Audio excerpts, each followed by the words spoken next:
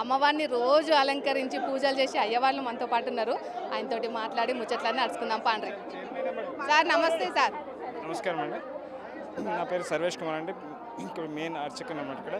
ఇక్కడ ఆషాఢ మాసంలో బోనాల జాతర జరిగేది శ్రీ జగదమ్మ మహంకాళి అమ్మవారికి అనమాట. ఆషాఢ మాసంలో మొత్తం 9 పూజలు ఉంటుంది. మొన్న గురువారం రోజు మొదటి బోనం పూజా కార్యక్రమం జరిగేది. ఈరోజు రెండో పూజ. ఈరోజు తెల్లవారుజామున అమ్మవారికి అభిషేకం పూజ అలంకరణ జరిగింది. ఇక్కడ రక్షణ పట్టం తర్వాత కలశ పూజ కార్యక్రమం కూడా జరిగింది.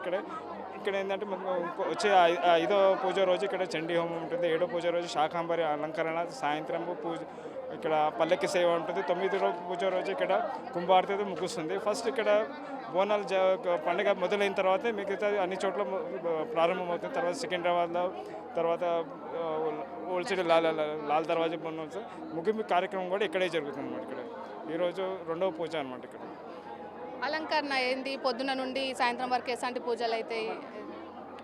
తెల్లవారుజామున ఇక్కడ అమ్మవారికి అభిషేకం పూజ అలంకరణ జరిగింది. ఇక్కడ కలశ పూజ, తర్వాత చిత్రపటం కూడా, అది రక్షణ పటం కూడా వేయడం జరిగింది. ఇక్కడ తర్వాత భక్తులకి వాళ్ళ కోరికల్లో బోనం రూపంలో కానీ ఒడిబియ్యం రూపంలో కానీ వాళ్ళ అమ్మవారికి సమర్పించుకోవడం జరుగుతుంది.